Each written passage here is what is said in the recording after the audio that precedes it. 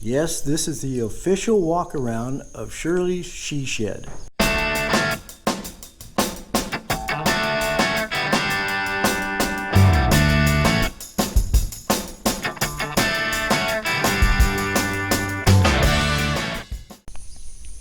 Well, good morning from Northwest Tennessee again. We are finally done with the slide-in camper, and we're going to be leaving tomorrow for parts unknown towards the west. So what we thought we'd do is just give you a quick walk around and show you the inside of Shirley's she shed. Let's go take a look. Yes, this is the official walk around of Shirley's she shed. A 1997 Lance slide-in camper sitting on our one ton dually Dodge. It's a beast. It didn't even hardly squat. It's just kind of level. It's a Squire 4000, which is a 9'6" extended cab, and it's perfect for what we're going to do. We did a lot of upgrades and everything, and we'll show you those. But first, here's the back end, and that's the door to go in. So let's go see what Shirley's done inside. She's really fixed it up nice. Okay, as we come in, of course, we've got a table and stuff. She cleaned all these cushions, made new drapes for the kitchen area here. Look real nice. Of course, she's got the the insulation in there. But the drapes really came out good. Everything's cleaned up. And then we have, of course,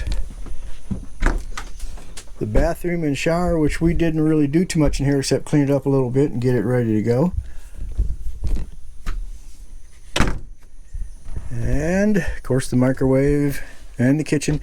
Now you'd be surprised how much room there is in here. I mean, as far as storage, because you've got storage in here, and she hasn't even, well, unlocked somehow, but she hasn't even put anything hardly in that drawer there.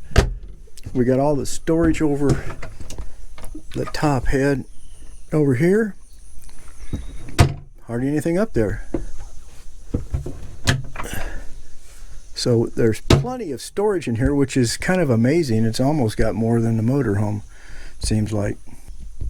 Then there's, of course, there's storage underneath the sink. Even a little cubby hole here for different stuff in there. And of course up above,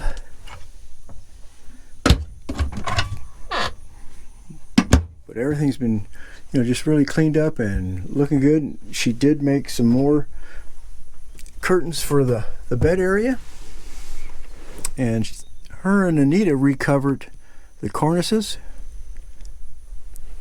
with like faux looking leather, but the drapes came out really great.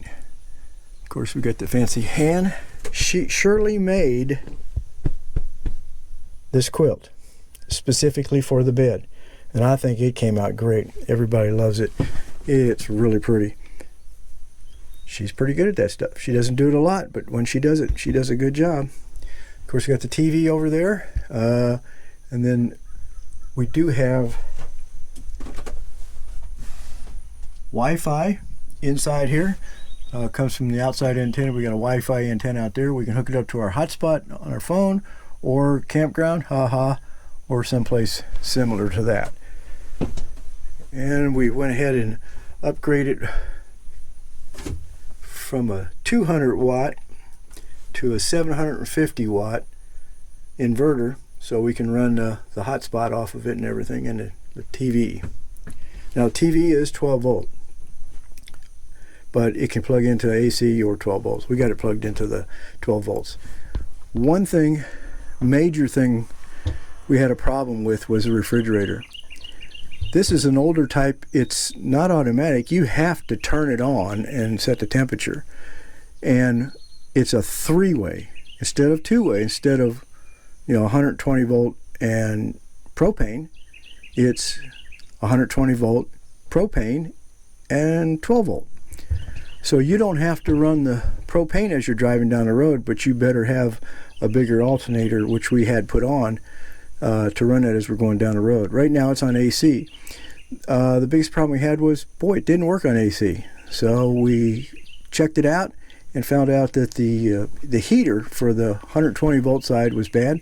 Ordered one online, got it, stuck it in, plugged it up, works good, lasts a long time. So it's real cold in there. It's been running for about 2 days and haven't had the propane on or nothing. It's running off 120, and we'll switch it over to the truck when we take it out of the shop. But we have to manually do that by turning that switch. We can't just switch it over like you would on a more modern refrigerator. But this thing has got, you know, it's got storage on storage. There's storage everywhere. There's some more drapes that Shirley made. So her little she shed has come out really good. I think it looks really nice, and we're ready to go to try it out.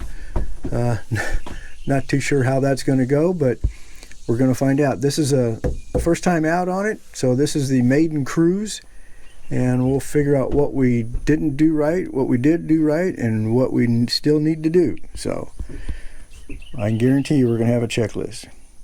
So let's go outside and we'll take a look, just kind of show you a few things we did on the outside to improve it and fix things. Well, I think one of the biggest projects we did, and you can go back and look at our in the shop episodes, was put this, I kind of call it a back porch on it. I wanted to bring a generator, but the generator we had was too big to sit in the truck or anywhere else. So we bought this rack, and it attaches to the receiver on the truck. We had to make the receiver longer by getting an extension, 7-inch extension, but it worked out just fine. I went ahead and made this step and bolted it on here with some anti-skid so we don't fall on our keister. Of course, we got some extra gas, and we'll put before we leave, we'll put a tank in there for diesel. What we're doing is getting this right and know it's going to work for when we go to Alaska next year. That is, if everything opened. But anyway, the only extra thing we did back here, and we had to have custom made, was this handle. Even though it's attached, it's a little wiggly. So we thought, boy, we better put a handle on there somehow. And what it is we had a custom shop in our area make this for us, and it bolts onto the generator, so it's part of the generator. And it just gives us a little stability going up and down the ladder, because these steps are not exactly what you call real big, and it depends on the terrain how flat they sit. So having a nice handle to get up in there really helps. Another big project we did is the older style tanks. Now these are what's called horizontal tanks. They have to be filled when they're sitting vertically, but they have to be used horizontally. And the old tanks that were in here had a different kind of hookup here that nobody uses anymore, and we couldn't find anybody to fill them, and everybody said, you just need to get rid of those. So we did. We bought new, and of course we had to we bought a new regulator and everything, and switch over, and of course we had to, you know, Frankenstein it a little bit, but it works. It's in there, and we've tried it out. We have no leaks. Everything worked good. The stove works good. The refrigerator works good. That's the refrigerator right above it. And like I said, we had gone through the refrigerator, made sure everything works. We had to replace that one heater that was 120 volts. Let's go around the other side. On this side of the camper, where the battery is, what we did was take the old battery out, which is like a marine battery, not real good, wouldn't last that long, and we put an AGM, 100 amp hour AGM in here, because we did put solar on the roof. So we'll show you the solar. I think the first place we're going to camp up in Indiana, we're probably going to get the drone out and fly around. So we'll do a fly around at the top and you'll see the solar. But it's a 100 amp solar panel up there, 100 amp battery, so we're sized pretty good. We had a whole bunch of stuff on. We had the fan and the inverter and the Wi-Fi going, not plugged in, and we were sitting outside, and it was floating at like 13.9. It never got below that. I mean, that fan was making the noise and really spinning and using the juice, but the solar panel really kept it charged. So that's it, guys. That's Shirley's she shed.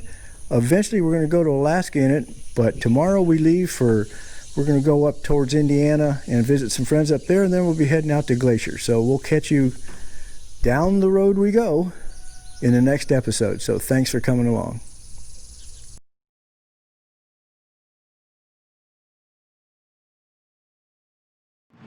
Thanks for watching Down the Road We Go. I hope you enjoyed this episode, and don't forget to subscribe and make sure you click the little bell so you get notified every time a new episode comes out. Thanks again for watching Down the Road We Go.